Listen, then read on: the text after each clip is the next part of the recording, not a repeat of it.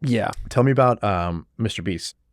He like is so unique in the fact that he is laser focused in a way that I've never really experienced, and maybe at times like in a way that I don't want to experience. yeah, just he doesn't want to experience. No.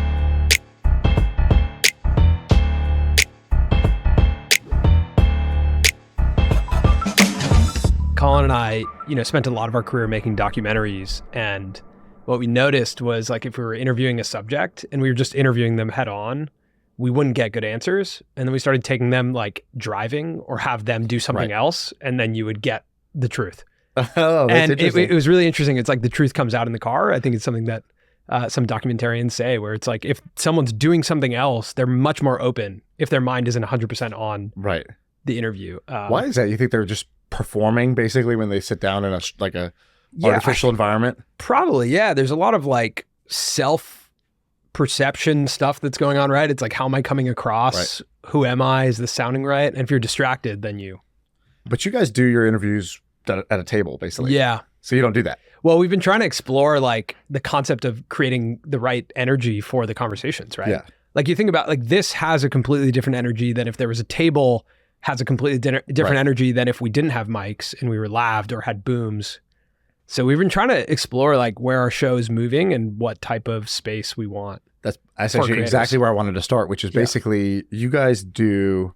So we came down here and we were like, oh, let's get like a place. Let's have some in-person interviews with people that we think are awesome. And it's different than the like at home thing for sure, right? The vibe is different. Yeah. You get a different energy, but also you can do like high stakes interviews almost. It's like the whole day kind of gets built around this interview, which is not really the case when you do it online. And you guys have been doing some high stakes interviews. So you're doing stuff with, just recently I saw the Tim Ferriss one. That was great. And I'm guessing you're like me, that you grew up kind of like really into Tim Ferriss's stuff and like, kind of admire him. Yeah, it was pretty surreal. And so that's a high stakes interview. You did MrBeast, you did Dream, you did a bunch of these things. First, do you prefer like being the interviewee, or in this case, you're kind of like more the guest on the show? Do you prefer guest or host? I like to talk. So like, I like when we are the host and it is a conversation. I think that's the most fun for me. Like I am a naturally curious person, and along with higher stakes, it's also like very, very interesting people that I'm inherently curious about. Right. So that to me is really fun. I think where it's, where it gets challenging is if you don't have chemistry, but we actually now do pre-calls and kind of not like chemistry reads, but we try and gauge what our chemistry is with the guest, because we've been in situations where the chemistry is not good, and then you're like, okay, how do I like where do we go from here? How does this work? And when you're the producer of the show, or it's your show, in the middle of it, you're like, okay, is this going to perform? The voice in your head starts going. How do I edit this? How does it? And that then puts you into a whole like a disadvantage. Spiral, so let's say you're doing one of these kind of like interviews you're pumped for. I'll call it a high stakes interview. Yeah. How do you kind of walk me through how you're preparing for that and how you're like just kind of like getting ready to perform that? Yeah. Actually, we've been really trying to establish our relationship with prep, because we found that sometimes if we're overly prepped, I'm barely listening to the other person. I just know where I'm going. My next talking point. Yeah, I know where I'm going. And also how much of them I listen to prior. Because if I know their stories, I know their beats, I'm kind of like, a bit. Curiosity wanes. The curiosity wanes. So been trying to explore that relationship. We do have we have a team that essentially develops a research doc. Like we have someone on our team who does that. Who's like, here's kind of like some origin story. And we structure it like a Act 1, Act 2, Act 3 structure. Where is their origin story? What's the inflection point? Right. Where has that put them today? Right? Because it's like, what was the tense part of the journey? What didn't work for them? Do we know any of that? Right. Is there something we can ask about that creates an inflection point? Because we are trying to tell a story with it. Yeah. So we need to know the general themes of what's happening in the origin, right? The Act 1, what's happening in the conflict, the Act 2, and then the resolution and the future. Right. So that's like the most without knowing all the details. Without knowing all the details. Yeah. We're trying to establish a new relationship with that, of how much is it like curiosity and how much is it prep.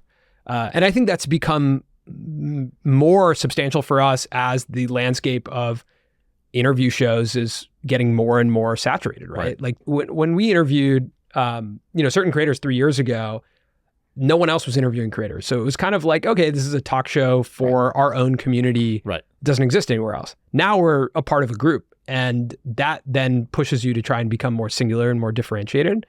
And chemistry, how you show up, who the hosts are, matters. Right. I think you guys have done actually a really good job of that. I think about your show a lot because I think... Tell me more. What do we do? Yeah. What are we doing well? Well, I think you have to be... It's similar because there's two hosts, right? Which is really hard. Which is really hard in interviews, but probably you have a better reception when it's just you and Sam. Yeah. On a lot, right? It's like when you're building a show that's guest dependent, or all about the guest bookings, it's like some people will look at this and be like, I don't know who that is, so I'm not going to click on it. Some people will give it a chance because they trust you. But really, if it's you and Sam, you can carry the show and then you become less reliant on booking. So I do think like Colin and I have been thinking a lot about that. How do we instill some of that? How do we think about that? But we are just like, the show takes us to really interesting people like Tim Ferriss. And so right now in this moment, it's like... Keep riding the wave. Yeah, you keep riding it. Like, this is cool. The type of outreach we have is really cool. The people we get to talk to is really cool. So you said something like, how do I show up? Yeah. I think about this a lot because when it comes to like sports, we're used to an athlete having like a pregame routine, a meal, a nap, a stretch thing, a warm up. They're wearing the headphones, they're listening to their song. Yeah. They get the motivational speech. They run out there, they do their warm ups, and then they play. Yeah. But for other types of people who need to perform, it's like, what are you doing? Why do you need to do that? Just sit down and talk. Right? It seems so easy. It's definitely presence. Like, you have to become very present, in the conversation. And so there's a couple different things to try and do that. For me personally, I've discovered this 11-minute Wim Hof breath work online. Dude, I think it's brutal. I do that a lot. Have you done it? Yeah. There's so many people who know this exact one. It's like 11 minutes. It's like his free YouTube, like top-ranked YouTube one. And his accent is amazing. He's like, come on, all right, guys. Go. Yeah, it's so good. And like that just gets me in the zone. Like I love doing that. I want to do that right now. Hi guys. Do you do it laying down? Yes, I do it laying down. That's his way, right? His way, on your back. Yeah. So we made a documentary about Wim years ago, and so like I've just been. Which one? I might have seen it. It's on Yes Theory's channel. It's called Frozen Alive. Colin and I actually edited that. Yes. Yeah. Yes, this is it. It's so good. That's so good. Yeah. So lie down, sit down, whatever it takes. By the way, this is good as a like. I do this like whenever we have like a team retreat or we're like we need to do something. I'll be like, hey guys, like if you're down. Let's do something a little bit weird. They're like, what is he gonna say? And this is not so weird. Totally. And they're down with it, and you definitely feel energized right at the end of it.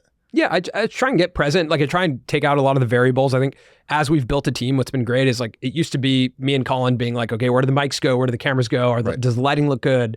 And that can be really stressful. Yeah. I mean, for example, our most recent interview with MrBeast when we went out to North Carolina. We were there for a full day prepping for the pod, but at the last minute realized we didn't have a table. And Colin and I went to a furniture store in North Carolina 2 hours before we sat down with him, and we're just scrambling to buy a table and then assemble it. Had to arrange for it to be delivered.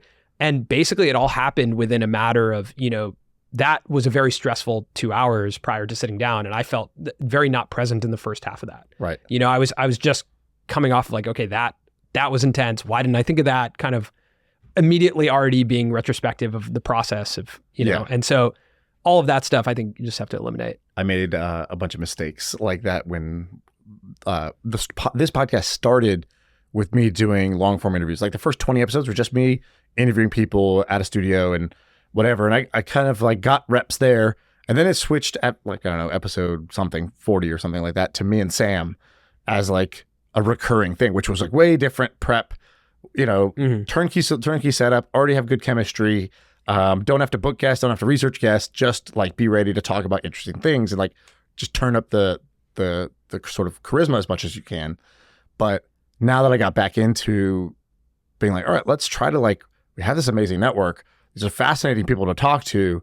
Let's do it. And I called Ben after the first one. I was like, dude, that was like an hour too long because I did 3 hours. I was like, I thought I was Joe Rogan for a minute there. I did 3 hours, way too long.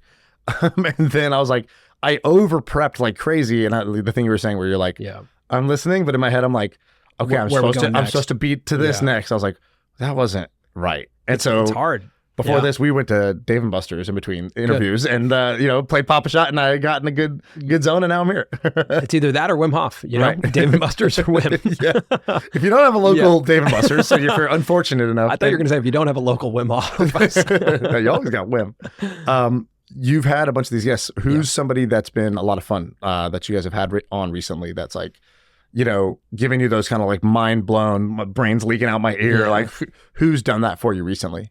Yeah, it's hard to not say Tim Ferriss. You can say Tim, it's cool. But tell me what was dope about the Tim one. With Tim, it was the fact that he's been doing this for so long, and he really opened my eyes to this concept of having a very high quality audience. And I look at Tim and I think he has like an incredibly high quality audience. And I think we make a lot of sacrifices because we distribute our stuff on YouTube for viewership. Right. Like it's very odd that we have public performance metrics next to our work.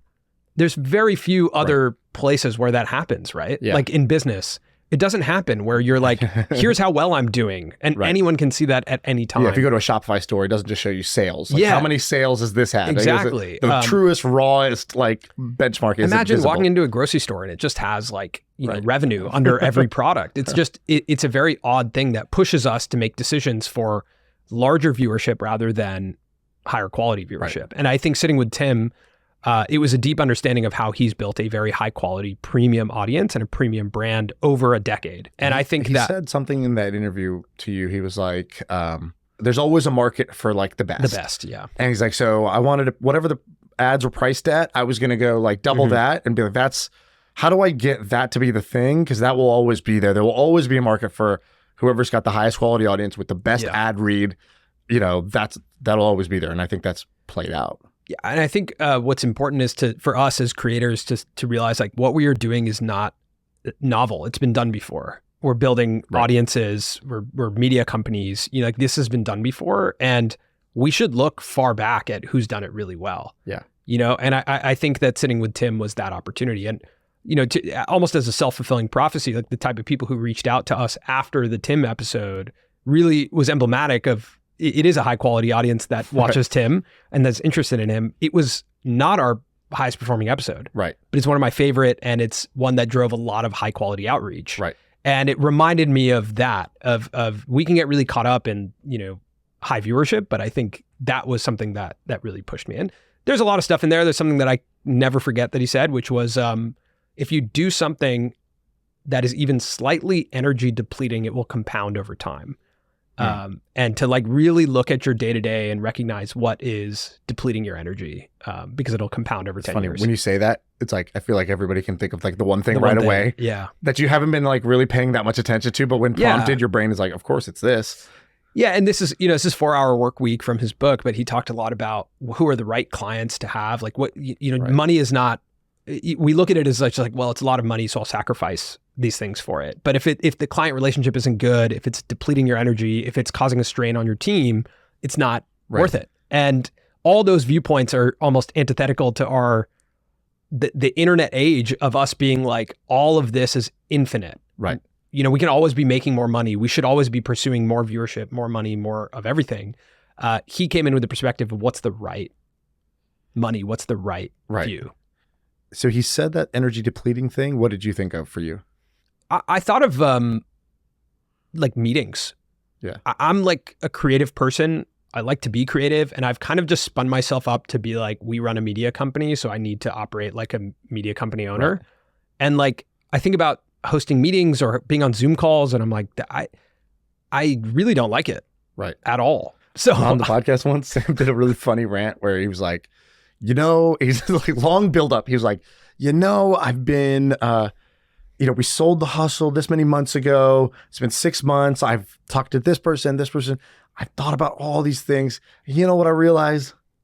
I'm a fucking artist, man. Yeah. And he just like, and I was like, well, it's not what you think is coming when he says it. And he also doesn't like he doesn't come across like an artist. Like some people, the way they dress, what they do, you're like, that's an artist. Yeah. And he's like, I'm a fucking artist, man. I just need to create. And I'm going to keep doing that no matter what the situation is. I should have, they said be an investor. Yeah. I tried. I don't want to do that. I don't want to do that shit. I stopped doing it altogether. I just want to be an artist. And I think about that a lot, actually. I think there's like a great way to like kind of draw a line in the sand around like, you know what, this is what I am because it gives me a bunch of energy, and like, what is that not like, you know, and how do I just not have to do it? Maybe I don't have to do it at all. I think sometimes I operate from an old model with a new business where, you know, I grew up, my dad's an entrepreneur. I'm from an Indian immigrant family. Right. Like it was all about going to his office, you know, clocking in the morning, clocking out, right. Like being there every day, being present in front of your team. And I think we're just in a new world where it's like, do I need to operate like that as a creative, as a creator?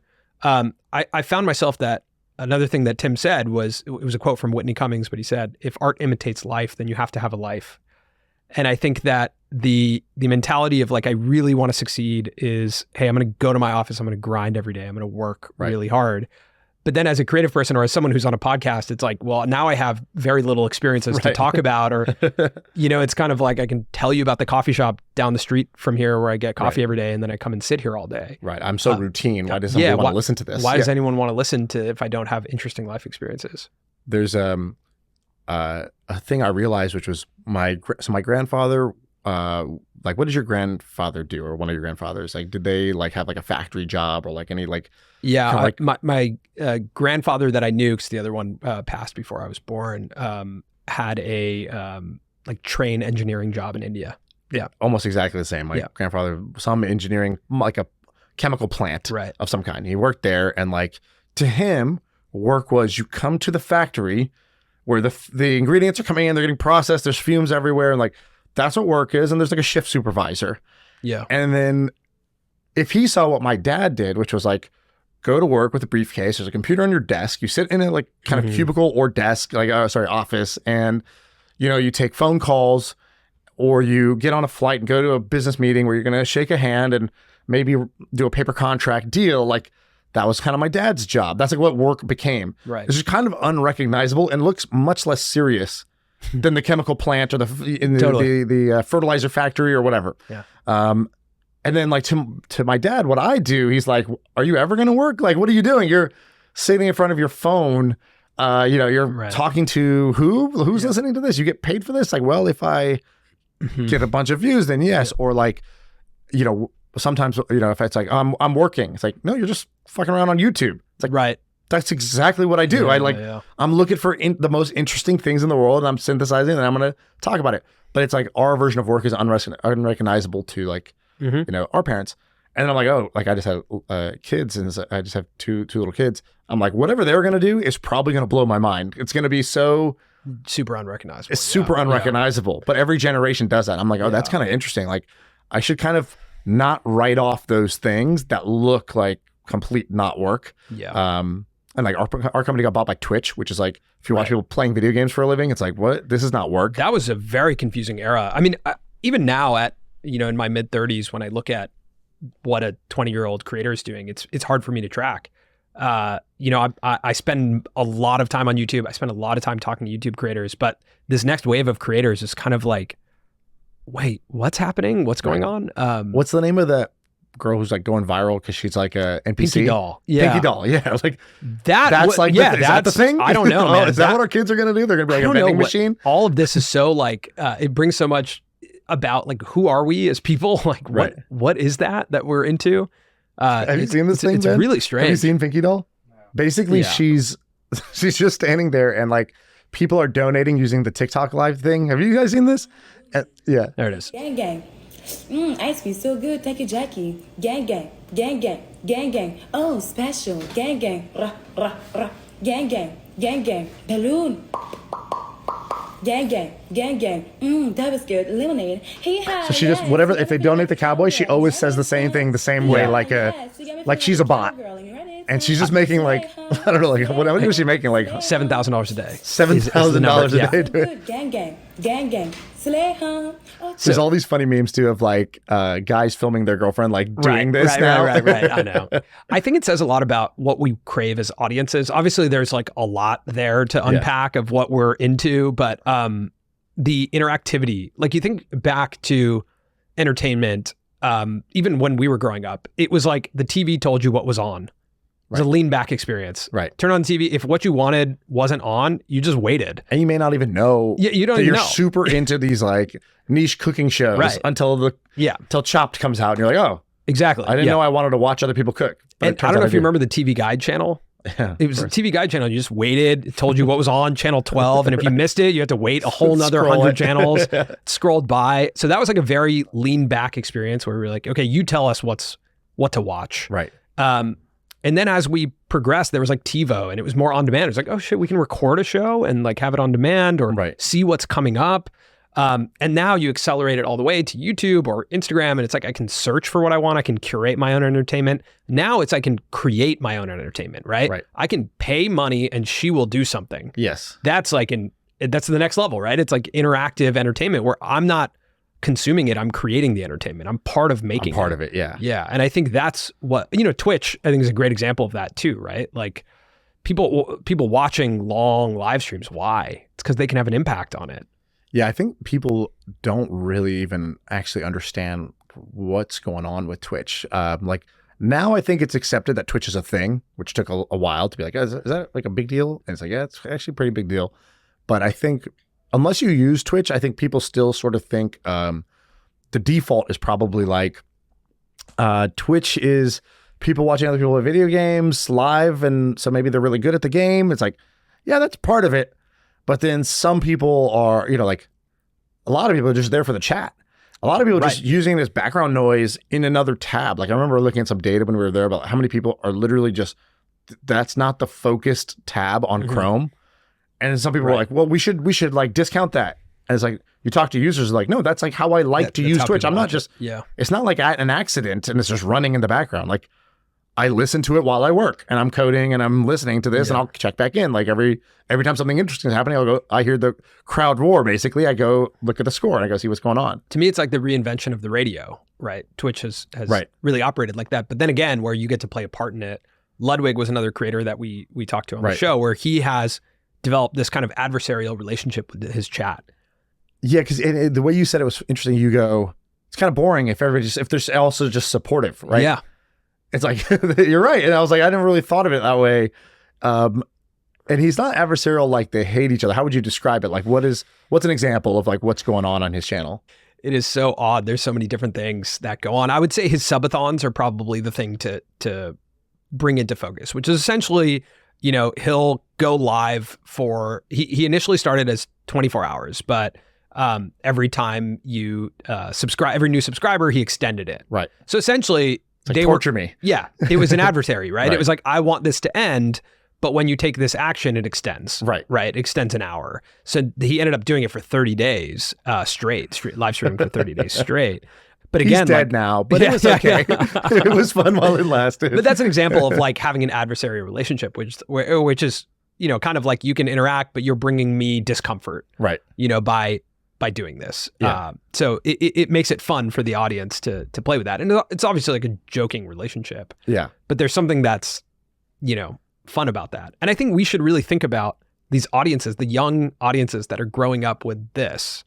What do they want next? Right? Because we are thinking about like the advancements of entertainment in the context of what we had and how advanced this is, that we can self-publish on the internet, and that people can comment and we can have Discord servers and we can engage with them. But there's a whole nother, version of participation. Even think about TikTok. Like, why did TikTok become such a big thing? It's participation. It's like, it was easy to participate. Oh, for anybody to make one. It was easy to, and they told you what to do. Right. Here's the trend. Here's the dance. Here's the dance. Here's how you do it. Here's 100 videos of people doing it. Right. Here's the sound. You try. Click this. You try it now, right? Yeah. So even you look at Pinky Doll, right? What we were just talking about. For you to do that, for you or I to start doing that, we just start a live account. That's it. We just start. Like the participation is so easy. Where we can either participate in the actual live stream or become that creator within a matter of minutes. Right. What do you think's next? Where do you see the puck going with that?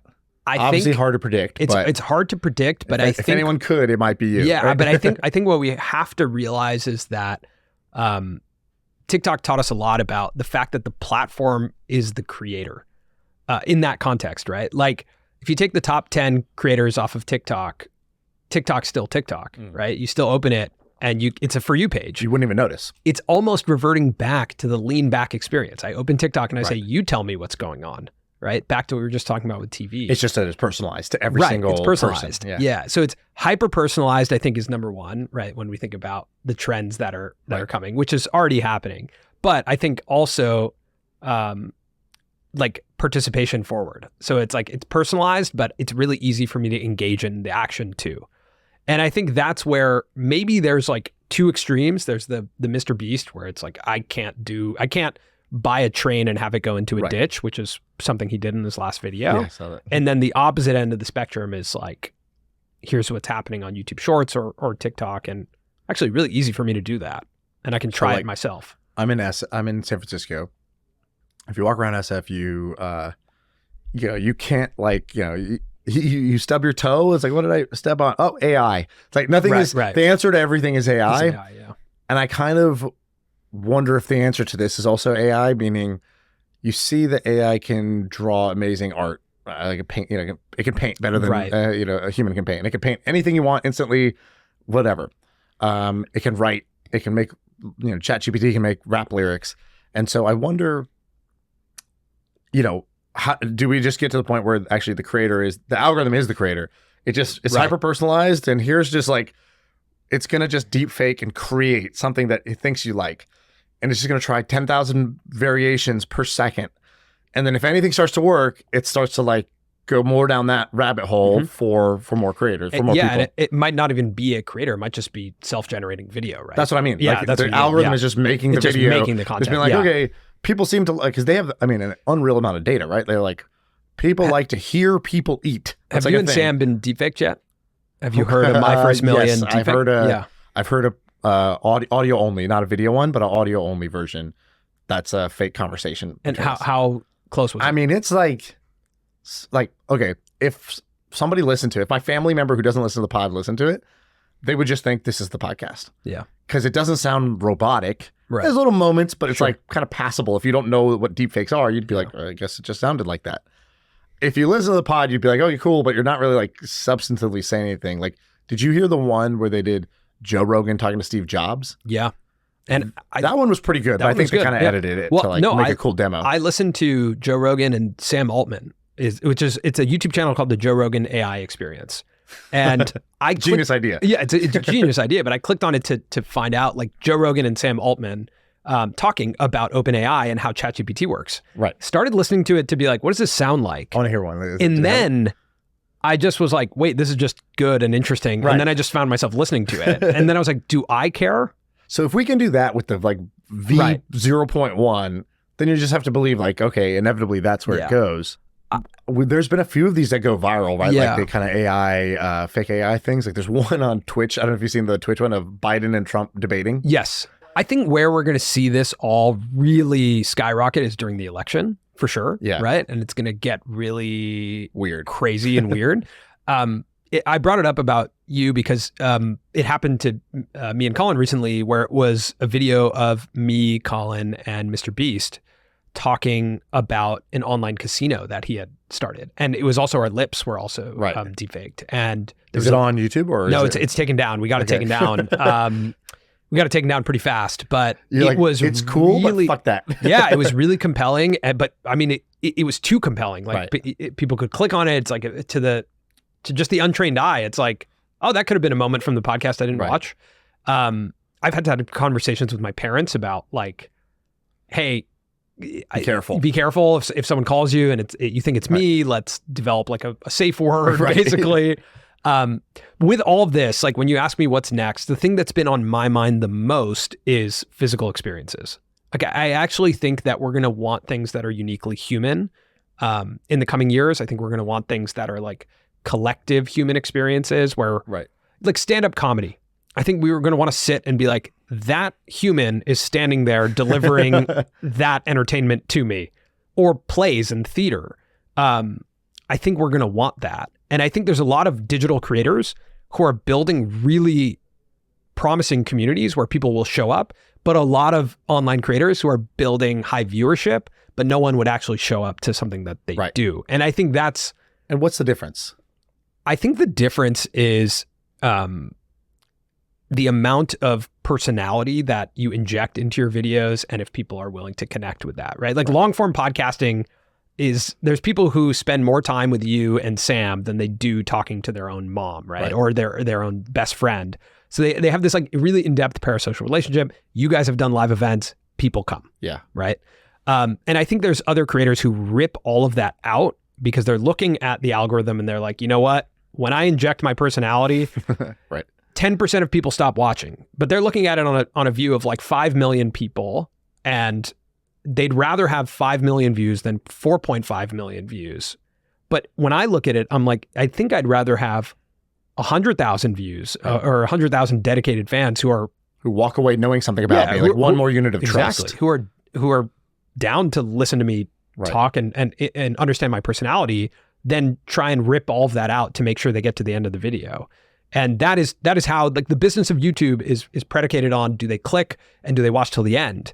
But I think sometimes that can give you the wrong signals of what should I keep in, what should I keep out? Right. And again, back to the conversation of high quality audience. I think the young creators, it's like playing video games on YouTube, right? If I try this, then this number goes up. Right. And I think that is too easy to manipulate right now. And there's so much information. I think we're part of that, of like sharing information on how that all works. But you do have to take a step back and be like, am I building a brand? And a brand is about trust, credibility, depth of connection. And that comes from some stuff that might not be optimized for the algorithm. Yeah, there's it's sort of like drop shipping versus like building an actual brand around what you do, right? Like, you know, that's a good comp. There's I don't know if you ever saw when Sony got hacked. Do you remember that? When the emails got hacked? That. Yeah. There was one email that I remember came out that was like pretty interesting. And I think it was one of the early Sony guys talking to the CEO. And he was, or one of the, it wasn't maybe the early Sony guys, maybe it was like one guy from like a record label talking to him. And he was like, you know, here's what we're seeing. And he's like, basically, the more popular this gets, like, you know, people streaming music at home, blah, blah, blah. He's like, it's also creating a pent up demand for what he calls, he's like, I think out of home entertainment's going to be big. And he's like, out of home entertainment, like, he's like, festivals will do well. This was like a while back. And like, there was like this kind of like pretty big music festival craze that kind of came out of it. But there was also a couple other like trends like that, like even things like Tough Mudder and Spartan Race. All of a sudden people were like, you know what? I just want to like go and voluntarily crawl through mud this weekend. Right. It's like, why would somebody want to do that? And it's like, kind of because you're sitting in front of a computer all day. Yeah. Life got too easy and you kind of feel soft inside. Totally. So you go voluntarily have this like hardship, but also you want to be able to Instagram it and put it online that you did it. Yeah, I think I totally agree with that. And I mean, obviously that's what happened, but I think AI is going to create like this homogenous nature to content where everything's going to feel the same.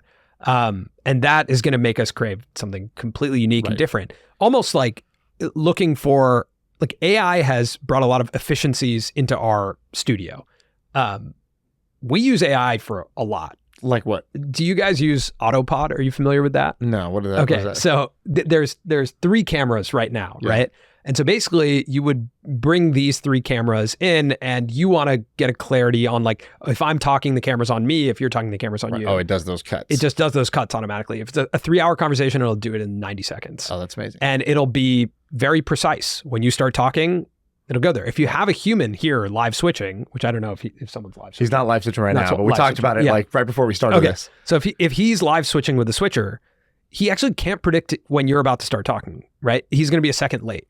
So now do I trust the human more or do I trust the AI more? I mean, the reality is it's brought a ton of efficiency into our office. That's cool. We also explore YouTube titles and play around with AI to be like, hey, here's the title we thought of, but give us 10 variations. Right. And sometimes maybe it's ours that we like. Right. But if we keep going down that path, you know, the other day we were in That's just ChatGPT or it's a different tool? ChatGPT, but there's other like creator specific AI tools. There's some that aren't public that can only be used if you're partnered with certain, you know, creator companies. Specifically, there's a company called Spotter that has a really great AI tool that I was using this morning.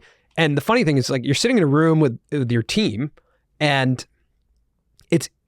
is it more efficient to sit alone with AI and get hundreds of variations, or is it is it more efficient to sit together as a team for 30 minutes? I don't know the answer to that, but I think probably it's AI, right?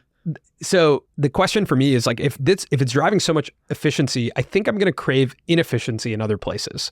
And right. It's like the slow food movement. Totally. It's like farm to table. It's exactly. like, fast food gets too present. Yeah. And it creates the demand, the craving for the other. For the inefficiencies. Yeah. What I've seen though is that even though that gets created, it does usually end up getting dwarfed by the thing that's, of course. Better, faster, cheaper, style of stuff. But entertainment, I think, is different. Like, you go to a concert, it's the most inefficient way to hear the music. Right. The Taylor Swift concert, right? If you like Taylor Swift music and you just want to hear it, just go on Spotify. Right. You're one tap away. So why do you want this collective experience? Why do you want to drive, deal with parking, get in there, get to your seat? It's kind of a pain in the ass to go to a concert, right? So what is it about that that's, it only happens once, right? It's like an experience that you get to happen. But by the numbers, a lot more people will stream Taylor Swift than will go to that. Agreed. But she'll make a lot of money and can monetize totally differently. Yeah. Tell me about MrBeast. So I've gotten to go to his place and hang out with him a little bit. Pretty remarkable dude. And not like, he's like an alien or whatever, but just like very interesting to kind of see him in his like normal ways of working. And you can kind of see some differences between how he approaches things. Like, for me, I was like, how does he approach things? How does he see situations and approach things differently than I do? And he came on the pod, but it actually was like, nothing he said on the pod would have given me that insight. But actually watching him work and like kind of being in a brainstorm with him, then you do start to see those differences. I think you've gotten a lot of access to those moments. Yeah. What stood out to you that you've kind of like picked up or noticed just by spending a little time with him? I always say he's like the most unique human I have ever met. I think he's like very, very unique in what he cares about. I think what he cares about is very different from, what I care about or what a lot of people care about. He's different. What does he care about? He like is so unique in the fact that he is laser focused in a way that I've never really experienced. And maybe at times like in a way that I don't want to experience. Just he doesn't want to experience. No, I mean, him and I have this conversation a lot. Like I don't crave what he has. I like to have more of a wide perspective on life and a view of different types of experiences. And he's very committed to his craft and very like, he can laser focus in on something. Like if you've been in one of those brainstorms with him, he's just like very blunt. He's very, he's just like, why would we do that? That doesn't make sense. Like it doesn't exist in the same way for him that it exists for other people based on social context or based on like, wait, say that again. So you said no doesn't exist for him. Yeah. The same way it exists for other people. I think that's really accurate. Yes. I have a story of an example of that. I have many stories of that. What's one from you?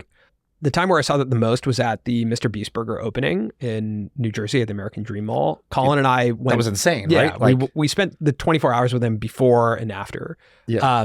And lived with him through this, like what felt like a hurricane storm of fandom and new experiences for him and Reed and the whole team. Did you think it was going to be, go to the part where he walks out? Where he walks out. Dude, I was the only camera behind him at that moment. Are you this camera? Or I'm this camera. That's me. Your video. Yeah. Like I know he's famous, but I was like, this is not what I thought was going to be. No, I mean, there was multiple times where I had the chills filming this video. Yeah.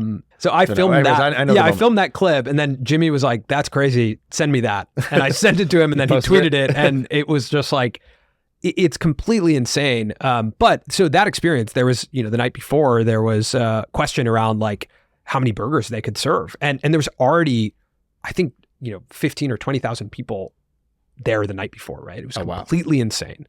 And they were sleeping in the mall. Mall security was there, and they were just like, okay, all right, I guess.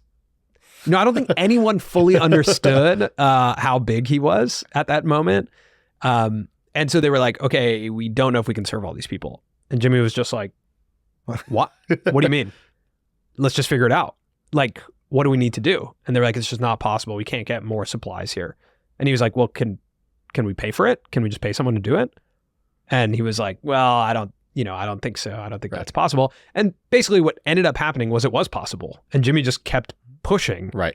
At a point where, again, it's like a lot of people would be like, okay, that's a no. if I ask 3 times, it's a no. Yeah. There's no other possibility. Oh, the fire marshal said it. He's like, Yeah. whatever. Yeah, and I think that he thinks in different ways too. Of like, his immediate thought was around the staff. He was like, I need the staff to be really into this. I need them to be on it. And so he's like, I'm gonna pay everyone an extra $1,000 today, and that is 30,000. There's 30 people working. It was $30,000, and it's in our video where he says, I'm going to pay all of you guys an extra $1,000 to whatever you're getting paid today. Right. That's like an irrational thing to do. A lot of people would look at that and be like, that's kind of irrational to spend an additional $30,000. But he looks at that and he was like, this is what I need to make this excellent. Right. We're just going to do that. And you look at what he tweets about now too. He spends, $1 million or $2 million on a video and it makes 200,000 in AdSense revenue, and obviously his sponsors and stuff, but some of his videos don't make money, and he's just like, but they're good, right?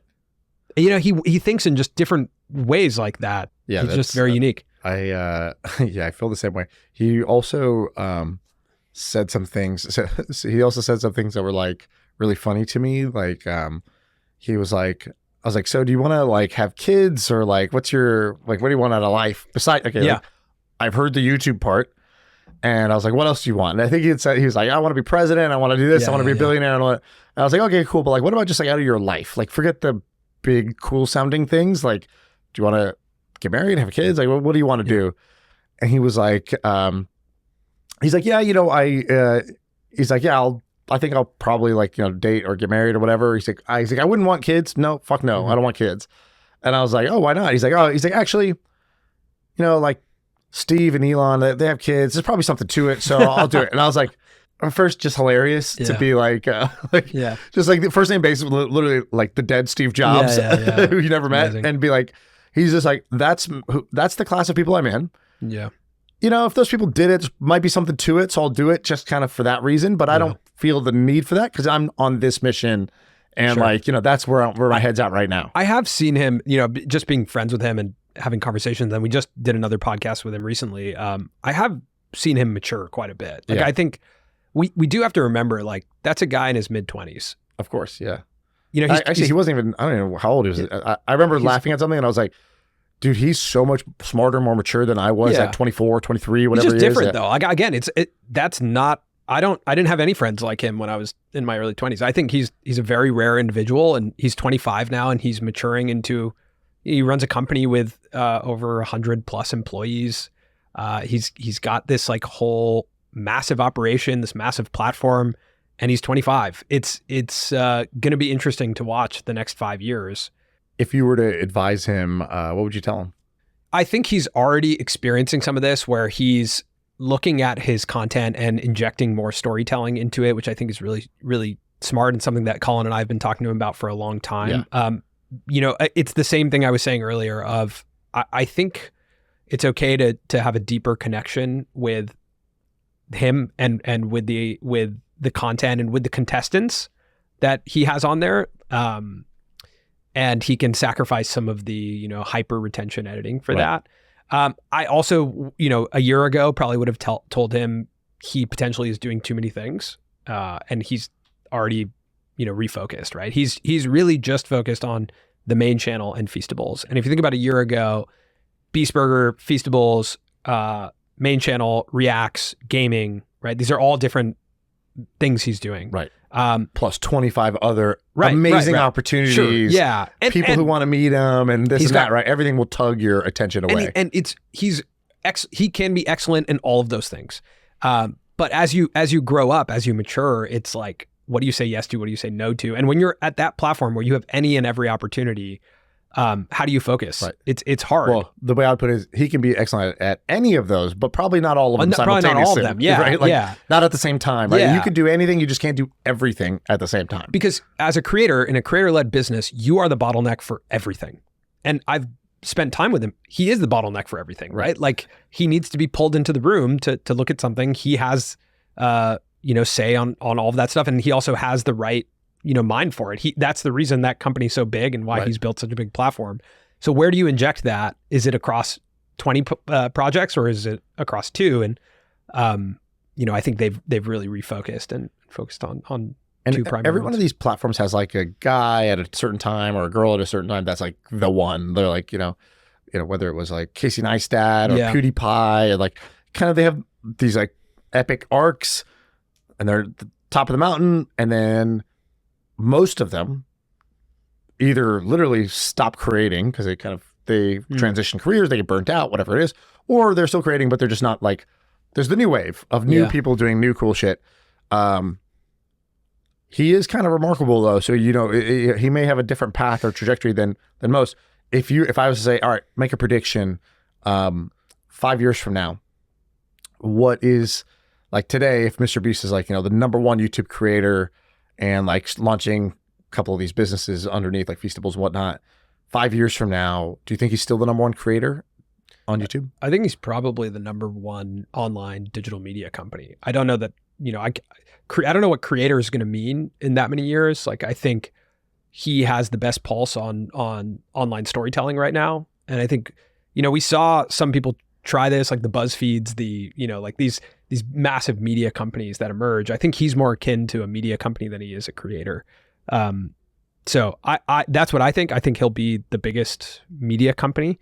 The way he's building is like a true company. It's a great vibe there. If you've been there, it's they have good people involved. So I don't know. I don't know, what the content looks like. I don't know what he as the creator looks like, but I think it will be a media company. Like when we sat with him in our last interview, he has a ton of aspirations to make content for Netflix. He has a ton of aspirations to produce stuff. And, I don't think he's that keen or intent on he has to be in everything or he has to be the lead in everything. Right. I think that is the draw right now. But I think in the future, MrBeast is a content studio, It could be, we could be looking at, like, we don't know if we're not looking at the next Disney or Paramount or, some massive studio that can build IP and monetize it in different ways. Like MrBeast is the first, if we look at it and saying that's the first show that was built out of there, right? It's a game show that has a couple different formats. It's distributed. It's the biggest show. Right. They built a chocolate brand out of that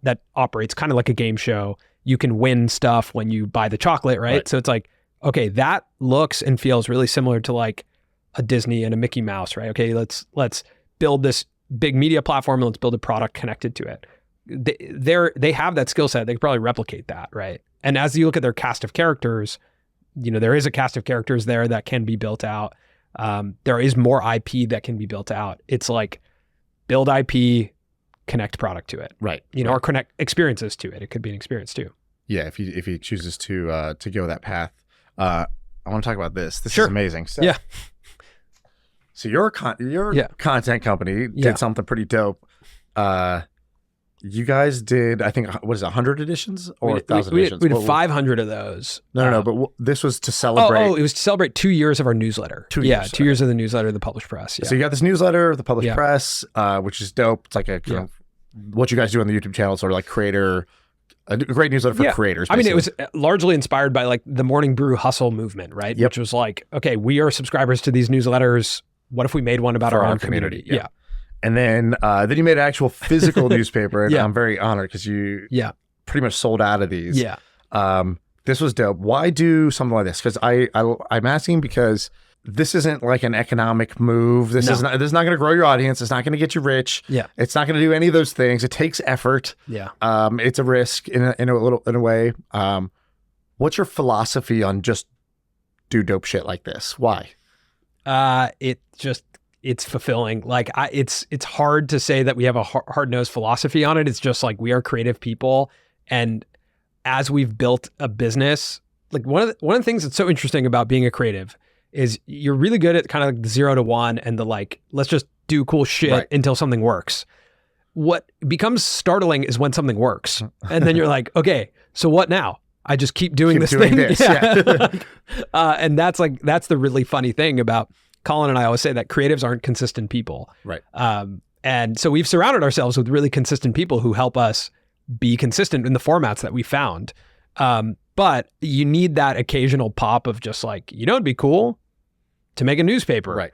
Like we were rebranding the Published Press. That's the new logo for it. We're like, how do we how do we tell people that we've been doing this for 2 years? How do we celebrate? It also was, we had just crossed 100,000 subscribers on the newsletter. And it was like, how do we celebrate this moment? Right. What is it? Do we just put out a tweet that's like, hey, it's been great? And we were like, well, as things are getting increasingly more digital, what if we did something physical? And that was it. That was the impetus. And then it was just, hey, is everyone excited about this? Okay, cool. Are we down to stay up late at night for this? Great. And it just organically happens when there's a lot of people who we asked about this and they were like, that's not going to happen in the time period that we wanted it to happen in. And then that's another exciting thing for a creative person who's driven. I found the challenge. That's another exciting I found thing. The impossible. So yeah, I would say that it's again, like it cost us money. We did not make money from this. There's no sponsor in it or anything. It didn't, dramatically grow our audience, but it has been a moment where a lot of people could understand what the brand was. And a lot of big creators reached out to say, can I have one? Yeah. I want one in my house. And then we're seeing that creators have framed it and put it in their house. We're seeing that there's just something. I asked you for one. Yeah, you asked me. You DM'd us and asked for one. And like that to me is like, again, back to this concept of high quality audience. It's like the people who reached out about this. It's a premium group And the reason of people. I ask is because it's like in retrospect, once you see the final product and it's cool, and then you hear these stories and it's like, all these things make sense in hindsight. It's up front when it's kind of unknown, kind of unproven, tight deadline, a lot of things to do. That's when it's hard to do this. Or sometimes you say yes to too many of these things, right? So it's almost like what you just said kind of reminds me of like Google had like the 20% time. It's like, all right, we hired the best engineers in the world and like this guy's fixing the bug in the AdSense platform. But like we got to give these guys like 20% time to just tinker and hack on stuff that they, get motivation from. And like logically you'd say, well, you're losing, 20% time is basically one day out of the week that they're not working on this, on their main job. But the reality is that like sometimes those hit, and also it makes the other 4 days out of the week more productive. Like you don't actually lose anything. Totally. Because you attract the best people and you gave them an outlet to like be creative. Yeah. And also if you're not following what's exciting you, then you built yourself a job, you know? And that's like, then you have to look at it and be like, wait, what did I just do? What did I just do?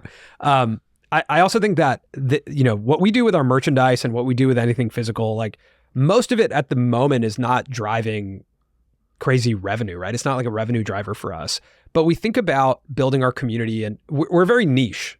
And so for niche creators, we think about collectibles. Like we want to create collectibles. That's right. Yeah. And when we have collectibles, then you get to be a part of our community and be like, it's the feeling of going to see a band when you were younger and keeping the ticket stub. It's like, I was a part of this community at this moment. Right. So these are collectibles along the way of our journey.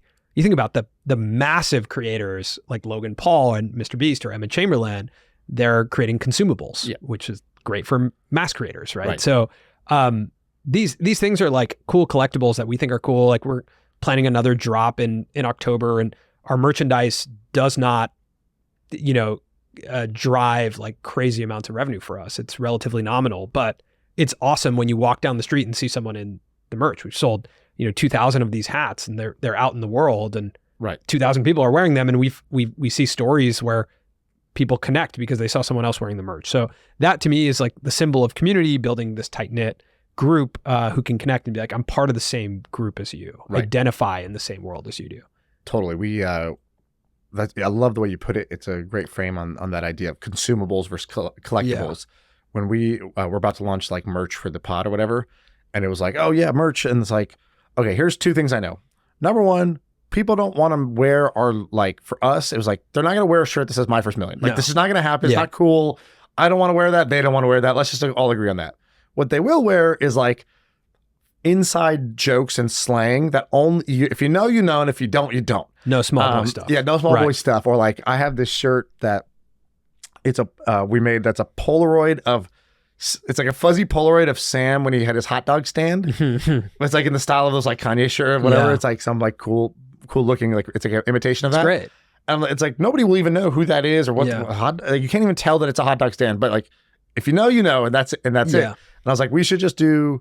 I was like, my rule is like the Tim Ferriss rule is basically if you're not going to make a ton of money on it, it should be free, or it should be like sell it at cost, but like and do like a limited run so that it's more interesting. Totally. And just only like if you're going to try to make money, only make money when you're going to make a lot of money.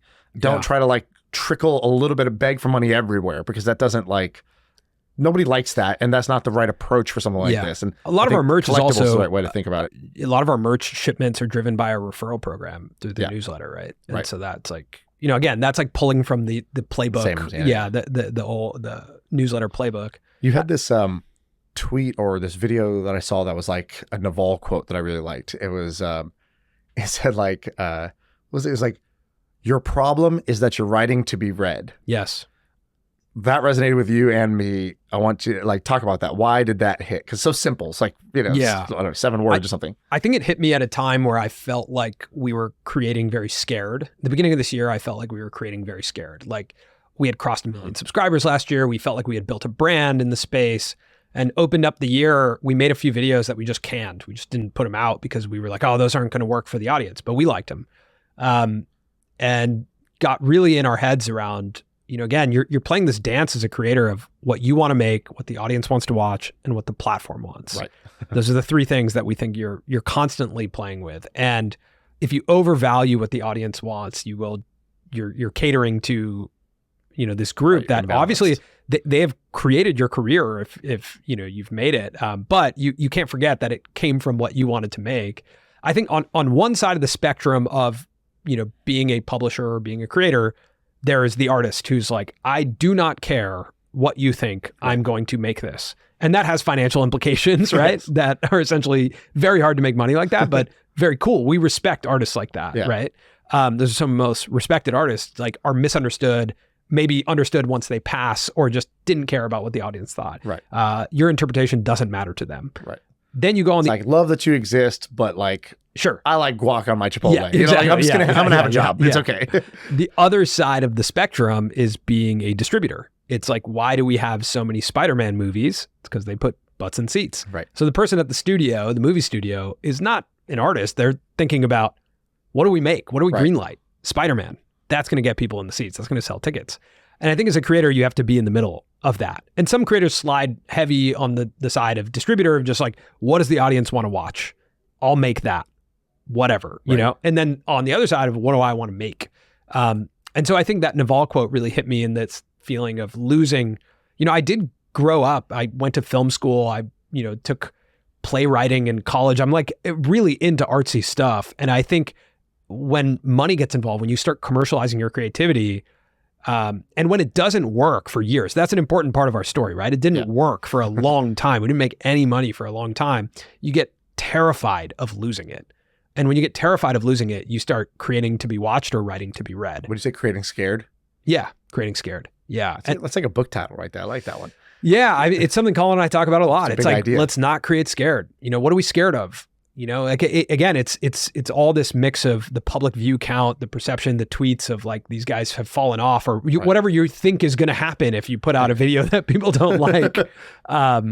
And people can feel that. I think you can feel it as a creator. It feels really uncomfortable to create scared, and it's not fun to watch.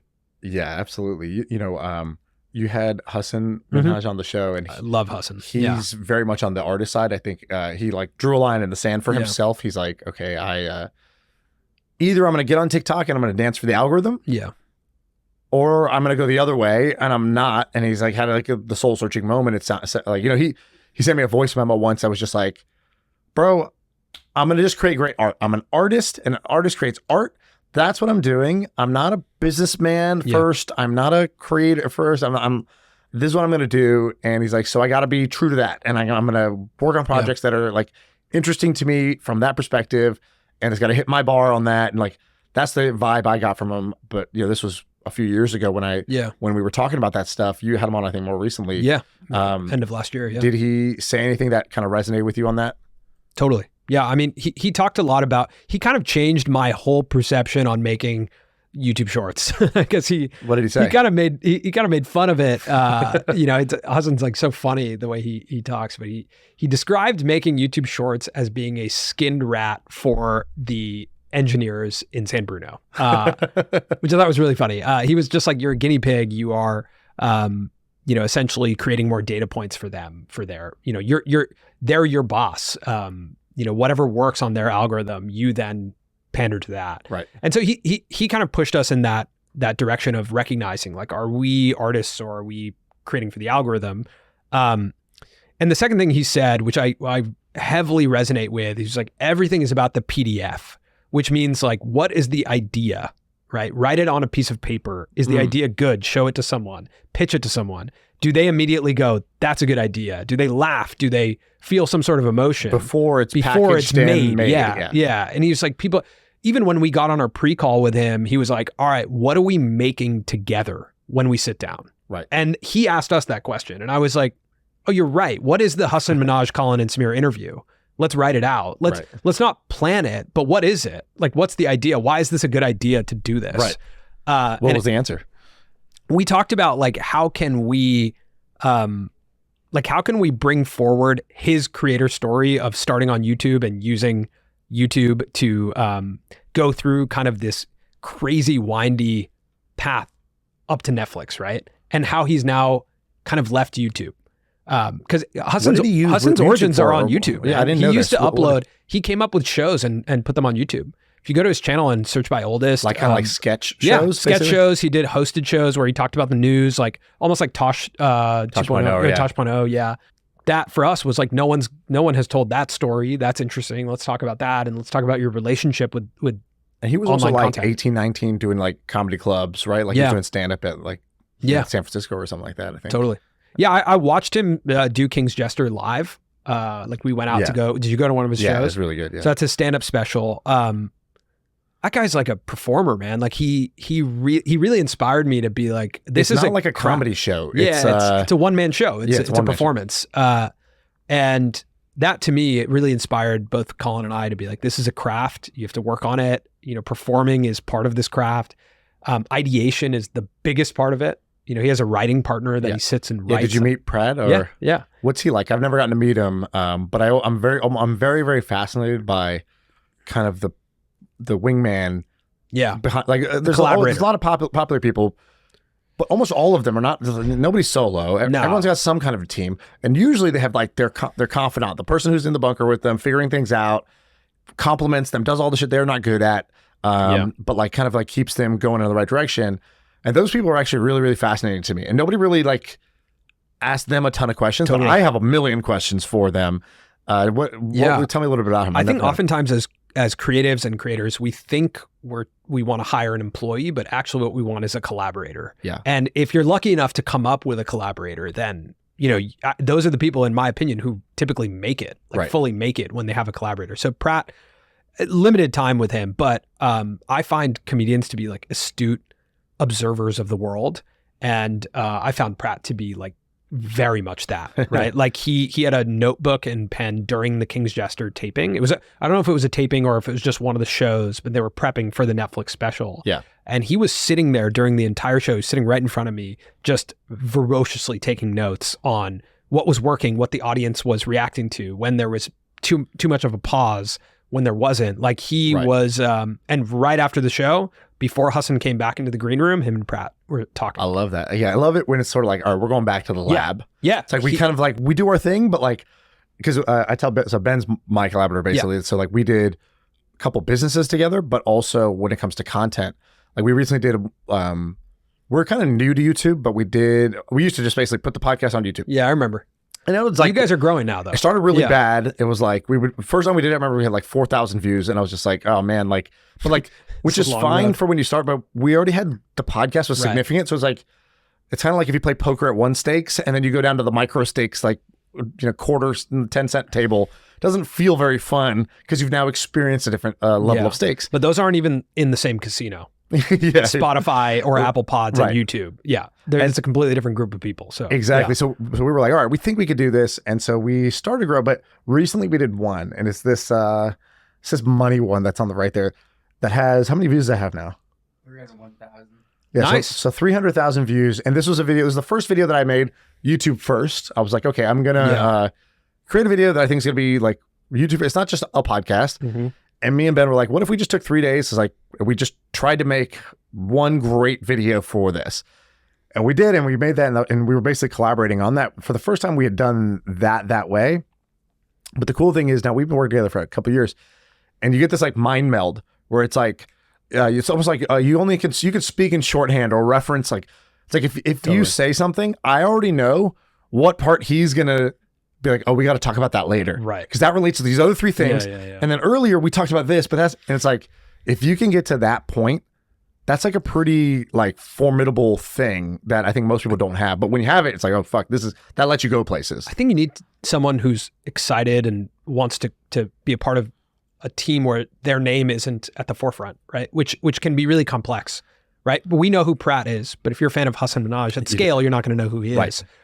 So you have to find someone who's really into that too, right? Who likes to be that person. If you've ever tried to hire, a lot of people will be like, I want to work for you because I want to be you. Because I want to be you, yeah. And it's like, okay, cool, but that doesn't really work. Like, especially with this group. It's not what I need. Yeah. This group right now, it's hard to hire someone who doesn't want to be the creator or, is trying to become a creator and working with you to be like, okay, now I get it. Now I'm going to go do it. But yeah, you have to find someone who's down for that. But it is kind of like being an athlete where, you guys, when I leave, you're going to talk about the performance, right? Yeah. You're going to probably watch game tape back. You're going to watch it back and be like, oh, maybe I should have asked this question there, or maybe this would have been more interesting, or he went a little long here. I should have stopped him. Like there's so much that goes into this that if you deeply care about the craft and you have someone who cares that much about the craft, you can get better at the craft. You can get better faster. You can get better way faster. Yeah. It's hard to find. Right. It's typically happens just organically. And then you're like, oh, okay, this is my guy now. Right.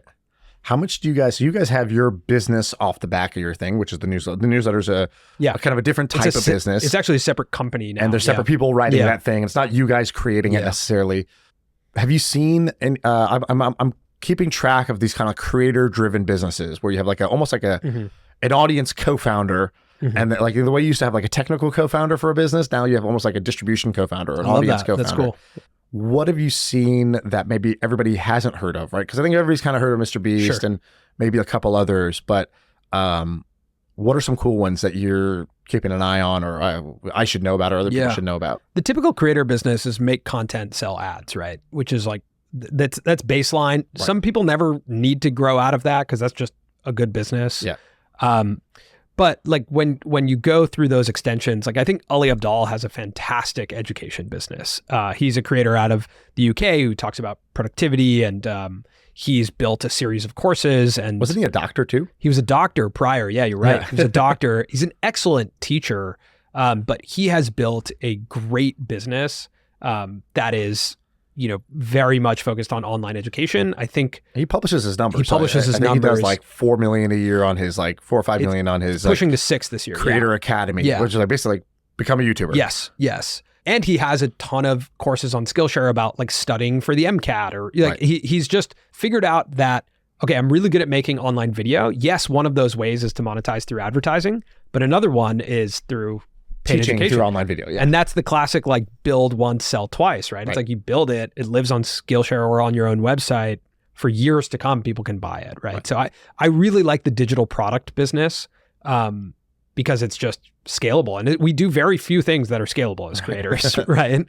I also think there's a future model now, which is potentially, there's a creator named Amelia de Moldenberg who has a show called Chicken Shop Date. Okay. I think I've heard about this. It's a great show. Were you the one who showed me this? Yeah, it's a great show. She's had Jack Harlow on it. She just had Jennifer Lawrence on it. And what's the shtick?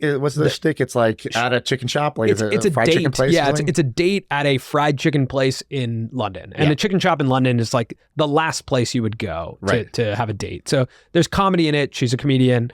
And through this, so she's had like, this has now spun her into essentially creating her own production company, where brands come to her and say, we love your shtick, we love your comedy, we love the way you've created this show. Right. Like this show has no advertising in it, no advertisers, and will never have advertisers. And this thing does, the Jack Harlow episode has 15 million views. This regularly does, 1 to 5 million views in the first week, but no advertisers.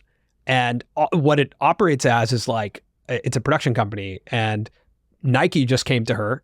So she kind of created an agency. She created an agency. Yeah. So like Nike came to her. Proved like I can create cool, likable content. But it's vertically integrated where she can come up with the idea. then her company can shoot the idea. Then she can be the talent in the idea. And then the thing that I think we forget is like, she's the distribution outlet for that idea too. So where does she post? On her own feed? On her own YouTube channel. Yeah. So she doesn't do ads, but she'll put like full episodes of like, because I saw a Barbie. But yeah, she went and hosted the Barbie premiere. That's smart. So I like that. There's another creator named Amanda Raish Lee, who's based in Canada. And what she did is she started YouTube by showing bullet journaling and how she was setting up her bullet journals. What is that? I don't even know what so that is. Go to the channel, Amanda Rach and then Lee. And now, like go to like one of these bullet journal setups. I mean, this just looks like Etsy of YouTube. Yeah, right? yeah. And how many views does it have? 3 million. So when she started, she was doing these bullet journal setups. Like, here's how I set up my journal. And then what she did was swap out the journals she was using and create her own custom journal company. And that to me is like epitome of creator business. Right. Where it's what Colin and I call content product fit. She didn't have to change the content to integrate the product. Yeah. Right. To talk about a big example, it's Chamberlain Coffee. When Emma Chamberlain launched that, she drank coffee in every episode. Right. Swap her coffee like product placement, but done at like a whole nother level. Yeah. And I think, it's something we're actually struggling with our newsletter, which is like, that's our version of that. How do we integrate that in every episode? Sure, we can bring it up, but that doesn't drive subscribers. Right. So it's Logan Paul said this about Prime. He said a lot of creators, when they talk about their own product, it sounds like they're doing a brand deal. Yeah. They don't know how to integrate it regularly, and like the Nelk Boys with Happy Dad, right? Their alcohol is in every single episode. Right. Because they're so chilling present. Over beers. Yeah. Logan has Prime everywhere with him. Right. So I think creators who have this, like Amanda, they can build really substantial businesses. What do you call it? Content product fit? Yeah, content product fit. So this is a really impressive business to me because it's niche, but 3 million people watch this and she sells this journal. Yeah. That's insane. Yeah, she's got to be doing, what do you think she's making on something like this? I've spent time with her. She's never told me, but I will say that she speaks at a lot of Shopify events as like a very good case study for them. I know she's doing well. She has a good team. The thing I love about this business too, it's repeat purchases. There's a new journal drop. You can run out of pages in a journal. Once you have allegiance to this, it's like, great. So I've had this idea because I'm a big journal guy. Yeah, same. And so I was like, oh, dude, I want to create my own because I don't know. I have an idea of what I want mine to be. I just haven't made it. So if I'm going to make it for myself, maybe I'll make it for others. But the best example, my favorite example of this is actually a really small stakes one, which is the Ryan Holiday coin. Totally. That's like such a good example of this because he was like, the way he described it. So first it was like the content product fit where he's just like, stoicism, here's the like reminder coin that like you're gonna die. It says like, whatever, remember you're gonna die or whatever. But he was like, I've done like t-shirts suck. Yeah. And he's like, I wanted something that was like I could fit in an envelope, a normal envelope, so like mailing was easy. I wanted something I can manufacture here so I don't have to like produce overseas or whatever. He's like, no sizes, no colors. It's like just like there's so one. Good. Yeah. Like there's one SKU and I'm gonna sell, and I think he's sold like $20 million of this one SKU over the years. Really? Yeah. I'm pretty sure he said that amazing. I'm pretty sure he said it on our episode, or we like, you waterboarded him out of it. Like, where we're like, I think you've done 20 million. Is that wrong? Is that in the ballpark? And he's like, it's not, not wrong. I think probably one of the biggest creator-led companies right now that maybe isn't as prominent in the mainstream conversation is Mark Rober's Crunch Labs. Which is like a subscription box STEM or something, right? Like it's like a science kit. Exactly. It's a science kit. I got it for my nephews.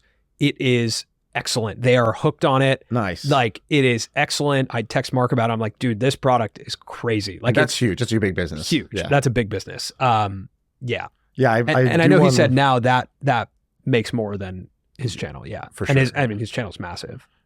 That's another great example because he does basic crazy science experiments, right? That's right. Yeah. And he has big versions of that in his videos. So like he'll make a big version of it and then he'll be like, and you can make a miniature version of this at home. I think this content model, what you're just describing here, these examples is like, I always think about when I meet someone, I'm like, wow, you had so much success. Like, what'd you do? And they're often the story is basically like, there was like a moment in time where like, if you realized X thing works, which is like in the early days of Google, it would be like, I could buy clicks for a cent for like any keyword. Like that's insane. Yeah. Like, okay, let me just work backwards. What's the best keyword? And like, so that's how I got into like selling leads to lawyers or whatever, Right. like, you know, asbestos, you know, removal company or whatever. And then it's like our buddy created native deodorant. And he's like, yeah, basically like I started this when Facebook ads were kind of like underused and people were only using them for like media companies were trying to buy Facebook ads. But then they were like driving them back to a blog post and monetizing with a Google ad there. Right. It's not really a good model. He's Yeah. like, I realized like you can sell just like a product through Facebook ads with really simple ads, and you don't like things that you used to have to go into Target, get Target to carry you.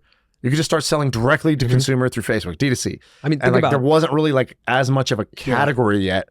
But it's like if you knew that secret during that time, and it was kind of an open secret, but not like it wasn't obvious to everybody yet. Yeah. I mean, I think Movement Watch is another great Influencers with them, right? Influencer-led marketing. But I think what's incredibly hard, especially for creators right now, is what you have to sacrifice to have that view and that long-term view of building a product. Because advertising revenue is so available right now to us. And again, you kind of pull the levers when it comes to YouTube.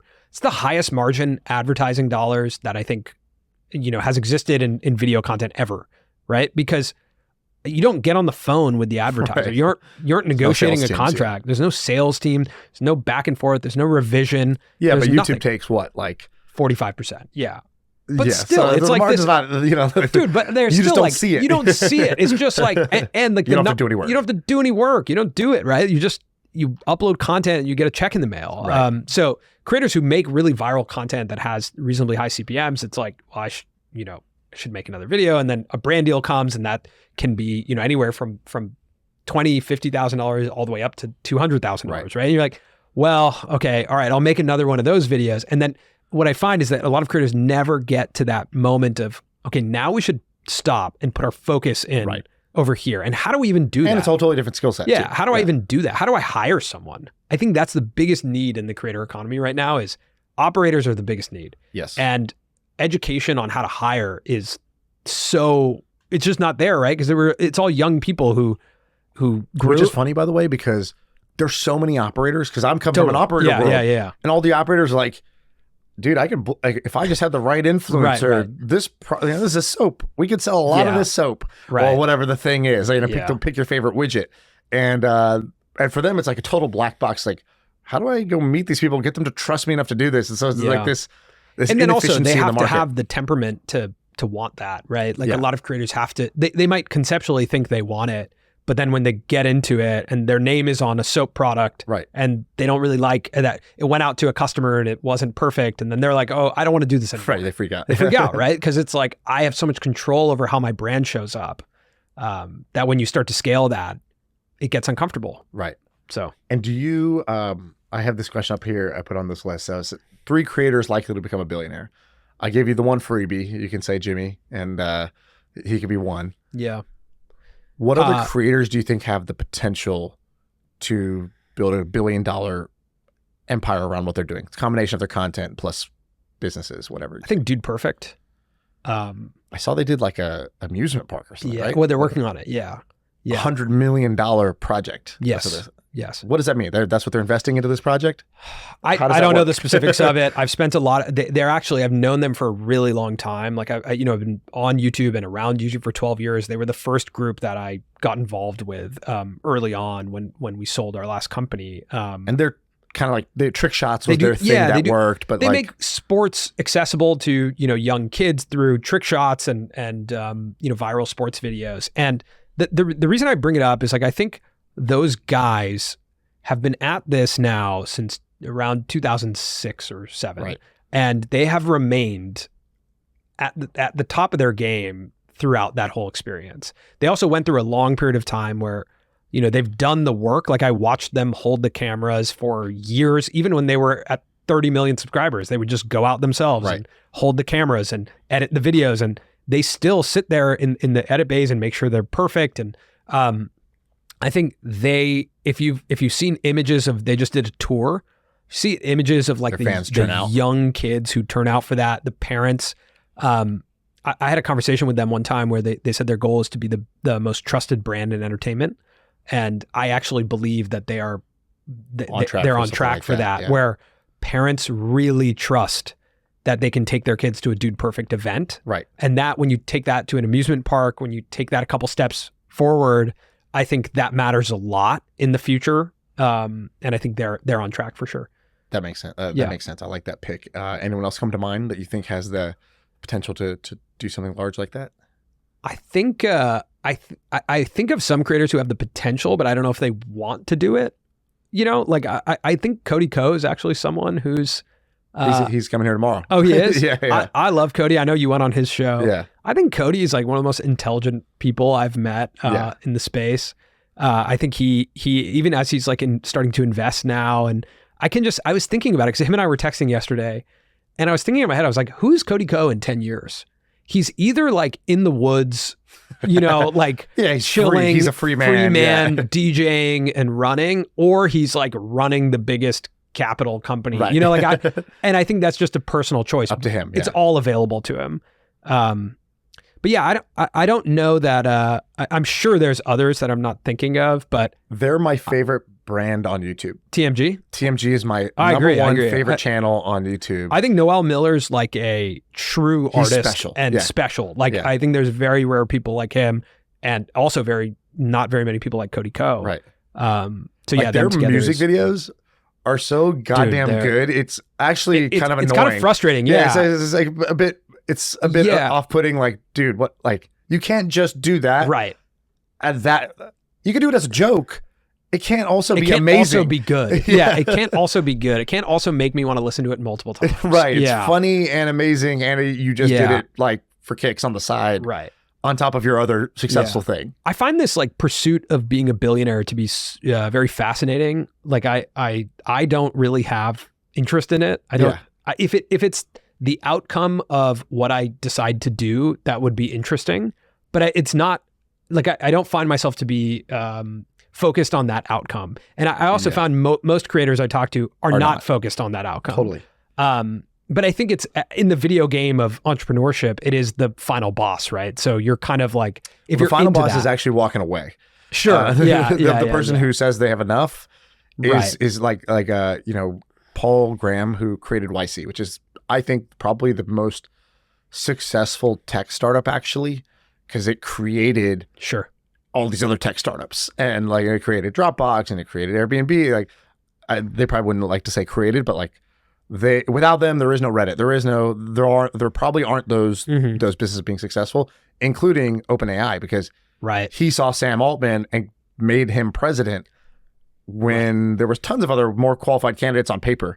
But he's like, he even said something. He was like, this is like what it would be like to talk to a young Bill Gates. Like saw that before, and now he's created OpenAI, which is today the most, you know, one of the most valuable private startups.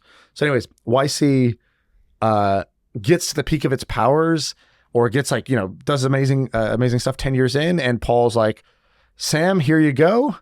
I'm going to the woods in the UK, and I'm going to live in the woods with my family, and I'm going to basically like write essays, paint, and code, and like, you know, that's what I'm going to do.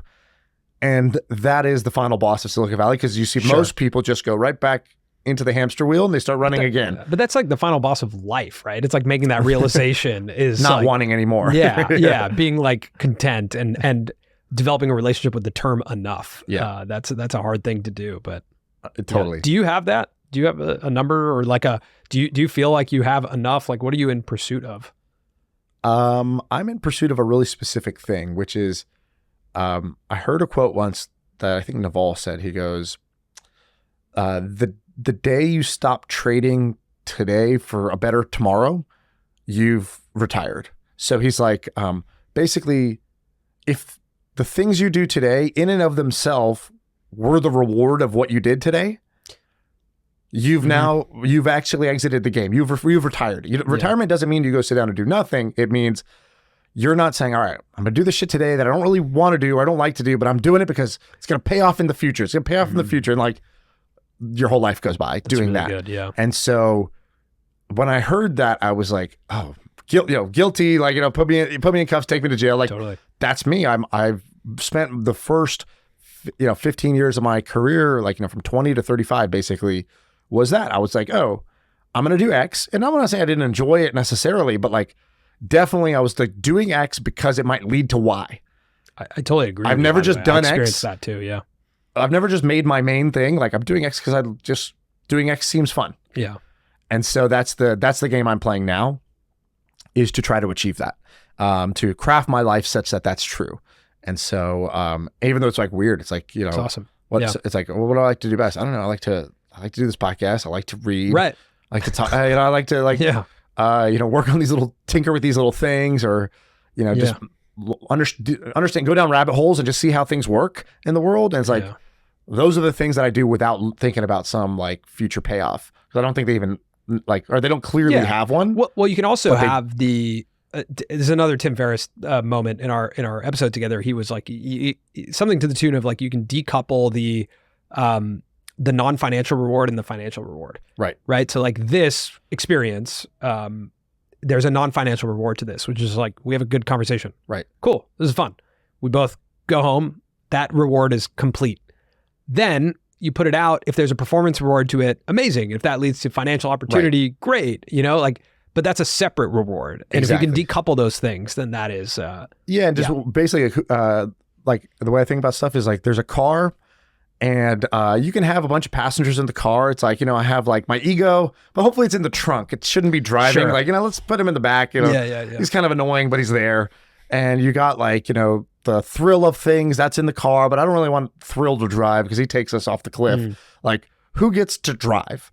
And so, you know, that's kind of so to me, I'm like, all right, who gets to drive is like the version of me that is following my curiosity, creating shit consistent, like just creating things, and is content with life, and has like I'm doing it because I want to do it. I'm doing it because it's enjoyable to do.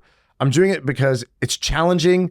So even if it's not that enjoyable, like I'm struggling at it, I'm enjoying the struggle of doing this thing. Yeah. And so that's who I want to drive, meaning that's who gets to ultimately make the decision of where are we going in this car. Other people might have input. The other parts of me might have input. Like, I want money. I want this. I want that. Yeah. But I can't like basically money was driving for a long ass time. And then it's like, hold on, wait, the deal was you get to drive till we get to this number. We got to that number. You don't get to drive anymore. Yeah. And maybe you shouldn't have been driving for the first place, but at least in my life, I was like, I want to get to basically a financial freedom number, a number where I can spend whatever I want on my lifestyle, and it's coming off of my investment income, not out of like my work income. Yeah. Because then it's like, all right, cool. Money works for money. I work for me. Man, right? I think that is a big opportunity with creators. It'd be like a smaller group, but I think as creators, we're really good at generating money, but we don't know how to turn money into money. Right. Because it's like, it's a totally different skill. It's a totally different skill set. Yeah. And then we don't know who to trust with that. You know, I think if there was a creator focused group that helped with that.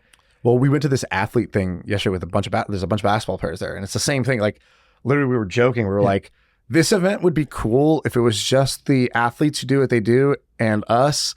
But then you have all the clingers. Yeah. And you're like, who do I trust? And some of the clingers are the people they trust, and they're like kind of safe choices, but they don't actually know how to do the thing for them. Sure. It's like, you know, actually, if they asked, I would for free help them or tell them exactly what they should be doing so that their money works for money and they don't piss it away. Yeah. But the incentive is not for me to go chase them and reach them and then beg them to listen to my advice.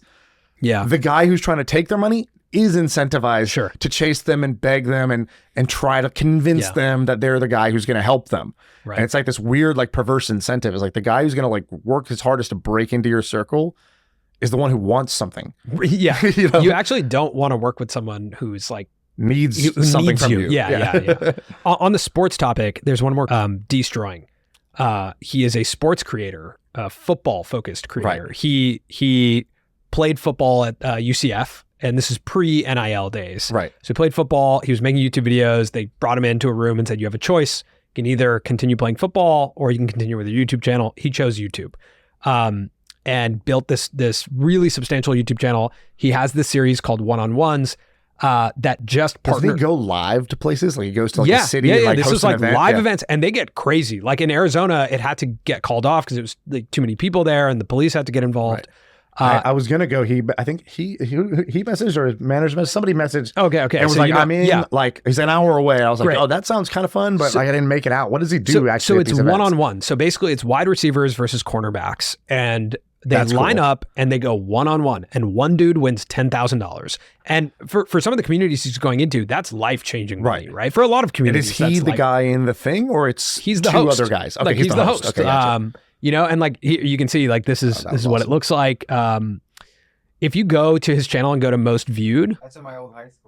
So, cool. so if that guy had caught it, he would have got 10 advance. grand. No, he'd okay, advance. It's a So tournament. it's a tournament, and then you start to know these characters, and they travel to different markets. Dude, this is to the new compete. N1 mixtape. Exactly. Like, this is great. This is N1 mixtape for football. And Colin and I spoke with at a YouTube event with D, and he was speaking with Roger Goodell, and we were talking to Roger about Destroying, and he was like, "This guy's like really impactful for football. Oh wow, he's creating new fans." And the NFL just partnered with him on this series, the one-on-one series.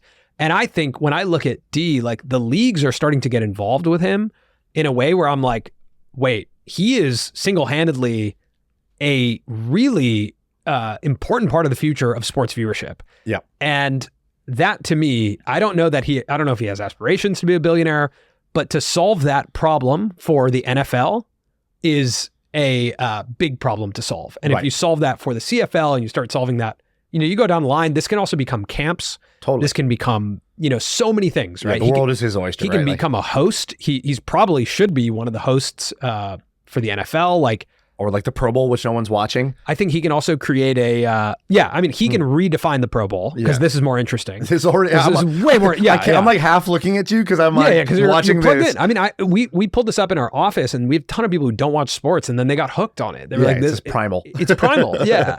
And so he could redefine the Pro Bowl. He can also create a NIL agency, right? So you have college athletes who he represents this, you know, where college athletics didn't let you monetize.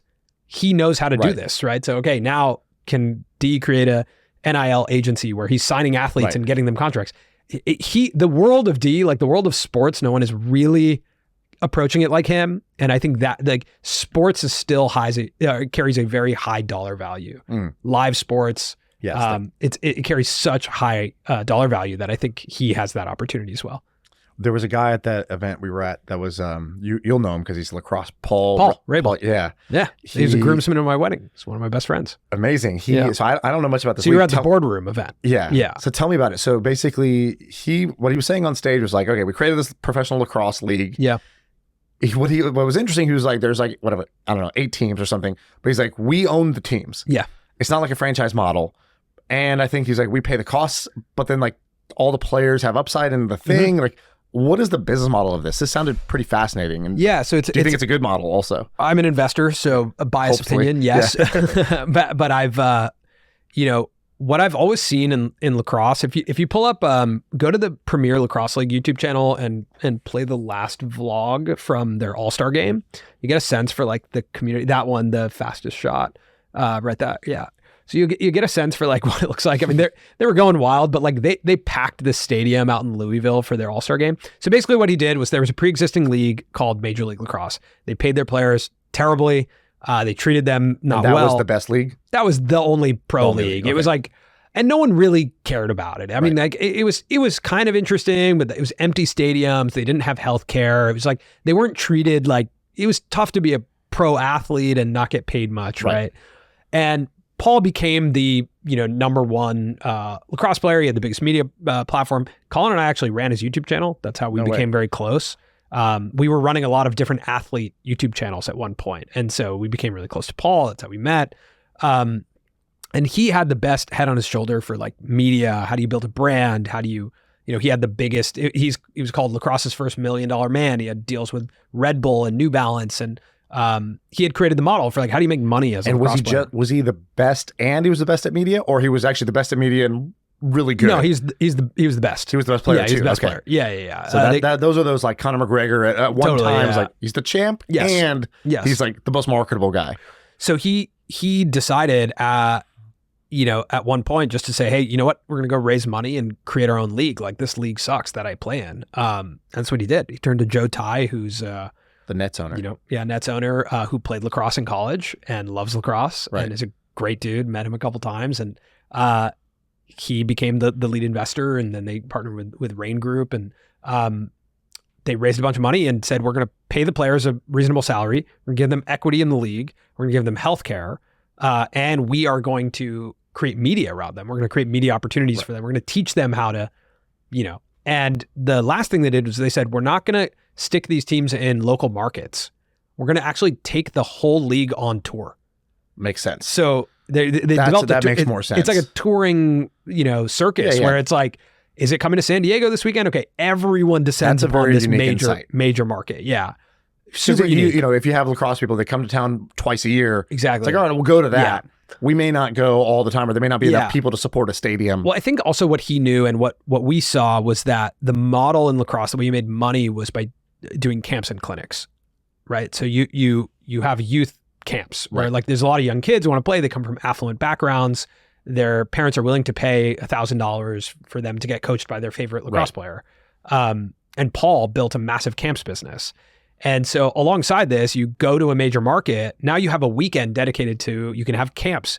You can turn all these players into camp counselors and trainers. They earn extra money or whatever. They can build their own bespoke businesses, but that all, connect to the league. And that's it. So him and his brother are really sharp. And they didn't sell franchises yet. Not yet. Yeah. And they... Barstool's involved in one of them. Okay. They got to name the expansion team, and cool. Pardon my take, like they're the owners. What'd they name it? The Water Dogs. It's like a ridiculous name. Yeah. But like there's that creates a kind of that inside joke with the part of PMT community that it's like they have their own team. That's smart. It's a collab. It's like, we're going to do a collab. Yeah. Because when they play, Big Cat's tweeting about it. When they won the championship last year, he got his own ring. It's like amazing. They're able to build, again, they're very media savvy. And so they understand that this is a long game. Lacrosse is not. Well, to build any league, I think I texted you this during the event. I was like, I think what this guy's saying is actually quite smart. We should look at investing. And I go, man, building a league is hard. Like fun if you do it, but that is like one of the hardest games you could play in the world of entrepreneurship is creating a sports league from scratch. Because it's like kind of a 20-year arc to actually get there. You have to have such a long view on the world and on your life to do it. And you're doing live events. You're doing like all the hardest things. I mean, every weekend he's in a different city. I'm watching these and looking. The most promising thing is look how young the kids are who are there, right? Right. So if they grow up with this league, these teams, these franchises, like they are playing a very long game here. And I credit them for doing it, but it's not an easy thing. They signed like a $10 million deal or something with ESPN. With like ESPN, to get, the media rights deal. Yeah. That's good. Yeah. So when they first started, Colin and I made a documentary about them for NBC. That's right. We've had like many different lives of Colin and Samir, but yeah, that's amazing. Yeah. Do you think that's going to be a good investment for you? Were you like the first one in because he's like your buddy? I was first one in, which was great. So it's doing good. Yeah. It's doing. I'm Isn't that very funny happy how about like you're gonna get like let's say this works out hopefully like we all were rooting for this. Like you're going to make a bunch of money from this thing that was so impossible to predict that's how this whole thing would pay off. It's like, all right, Mom, I know I don't have health insurance. I don't have a job. I know I'm kind of filming this failing league. Like this like lacrosse thing. It's like, and it leads to the thing, right? So it's the Steve Jobs quote, right? I mean, you look back, you see all the dots, how they connected, but like you go even further back, like, and the way this happened was my first idea when I was 21 was just set up a laptop and make YouTube videos about lacrosse. Commentating, right? Like that was a bad idea when you really, you zoom out. But if you're into it, like a lot of creators ask me, like, how long does it take to make it on YouTube? Like, how long does it take to make it? I'm sure entrepreneurs ask that question too, right? Or have that thought in their head, like, how long is this going to take? Right. And I was think it's such a ridiculous question because I'm like, well, what's your relationship to making videos? Do you wake up every morning and you can't not do it? Like you're just like, all I can do is make videos. Right. Then you made it from day one. You made it, and there will be an outcome from that. There will be. It will lead you somewhere. But if you wake up and you're like, this sucks, it's kind of what you were saying. It's like, I'm doing X so I can get to Y. Well, the entrepreneurship version is startups fail, but founders don't. So like I moved to San Francisco in 2012. So that's 10 years ago. And I met a bunch of people, and we used to have like these like underground founder like meetings where we're like trading tips and tricks and being like, yo, what do I do? This person, I need to fire them. What do I say when I fire them? Like basically there's a bunch of CEOs being like, I can't like tell my team about this. I can't tell my customers about this. I can't tell my investors about this. I can only tell you guys because you guys understand. And unlike YouTube, everybody who was doing startups at the time was like all living in the same 7-mile radius city. And so we would just all meet up all the time. And sure enough, like as you watch, if you track that cohort, there's basically only 2 outcomes. One is got so burnt out from like the grind and failure that they just stopped after like, 3-4 years, or even 5 years. They just like did that company. They're like, screw this. I'm taking a job. I'm moving back to Connecticut and like, I'm going to live in a low cost place. I'm going to de-stress and I'm going to do that. But everybody else who stayed in the game won. Like literally like almost like 100% of my friends who stayed in the game. Yeah. And some of them won in year 2, some won in year 5, some won in year 9. Now we're in like year 11 or 12. Yeah. People are winning like now, but like, and it's kind of like, it feels like a really long time. Like, wow, 12 years. It's like, yeah, but we all started this when we were 21. So like, Yeah. Okay, we're mid-30s, yeah. for us, we're 34 and rich. Yeah. Like, Yeah. it worked. In Whatever. the end, it Yeah. worked, right? The Yeah. 15-year arc, you get like then the odds flip from like 90% of new businesses fail to actually like 90% of you guys will succeed if you actually enjoy this enough where you'll keep doing you just this keep even doing though it. you have easier options. Yes. I've said that multiple times. Whenever I'm having something that feels like I'm struggling, I'm like, this is the least rational path to making money, right? Is what I do. At this point also now I have enough exposure and enough of an abundance in my network that I can go and get a good job, right? But like I do this because it's just what I do. It's just who I am. I don't even know what to do in another context. I don't know what that looks like. I will say though, like it's hard to be not outcome oriented. Like I think as an entrepreneur, you think about like exits and you think about, like these big paydays. And I would say that even with our newsletter, like when I saw Milk Road, I was like, okay, I want that outcome too. But whenever I get too attached to that outcome, I'm like, okay, wait a second. Right. That's creating in a way that's just like, right, the product probably will not be great if I don't just put my head down and go, okay, it's Monday. Is this Monday issue really great? Okay, it's Wednesday. Is this Wednesday issue really great? And I've really tried to refine my focus on process and impact.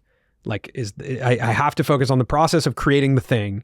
And then the second thing is like a lot of my reward is seeing if we're having impact. Is this actually impactful, what I'm putting out? Right. Or is it just going out and, no one's saying anything about it, or we're not getting any, like I find I gauge the success of our stuff from like the texts I get or the DMs, or like, hey, that episode was really impactful, or hey, that really changed the way I think about this, or hey, that newsletter taught me about this.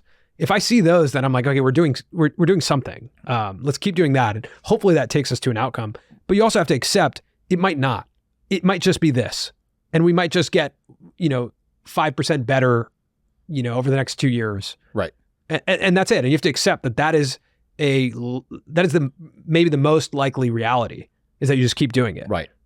And as long as you can accept that, at least for me, that's how I explore it for myself. Yeah. The best test of a project is basically, would we regret doing it if it didn't work? Right. Like, obviously we don't want it not to work, and we might be upset if it didn't work, but like, would we actually regret doing it if it didn't work? Because then it's like, oh, I'm just actually dependent on the success or failure of what's usually a low odds of success endeavor. Totally. Whereas other things are like, I wouldn't really regret it because like, well, I'm still going to get this, like, it's still going to be fun to do, still going to learn a ton. I'm like, this is the type of thing I like to do. Yeah. So, if this doesn't work out, it doesn't really matter. Like, I'm just going to ping pong to the kind of the next version of this, but it was a forward step either way. Right. Like there's this, like Tony Robbins does this thing where he does this, Dabblers versus Masters. I don't know if you ever heard this. So he tells a story at his events where he goes,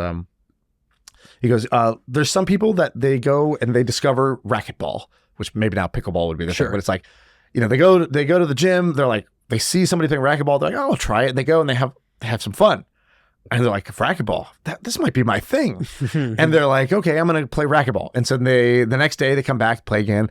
Next day they actually go and they get better shoes because they were like, oh, that was the problem last time. They buy the racket, they start playing, blah, blah, blah. And they're doing well, but then they play somebody who's been playing for like 10 years, who's like way better than them.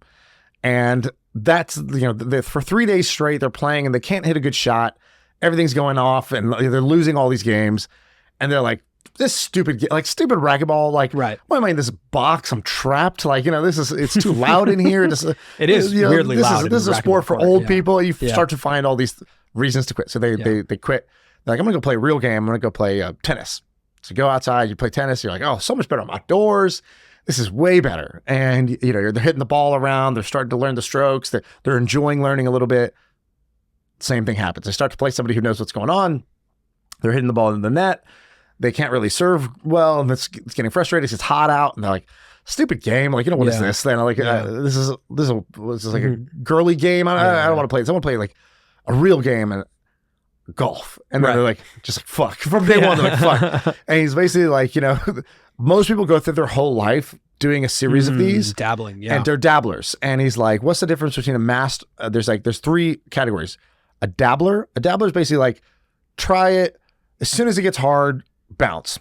Then he's like, then there's the stressor achiever. Stressor achiever is like, when it gets hard, they just start gritting their teeth and they just going to keep going, but they don't enjoy any of it. And like all the hardship stresses them out, but they've just been trained since they were a little kid to like push through it. Just keep pushing through, and like you'll get a gold star later. Like the joy will be later. And he's like, then there's the master. And the master is basically like, they know that when you start something new, there's the initial like joy of discovery. There's the learning curve.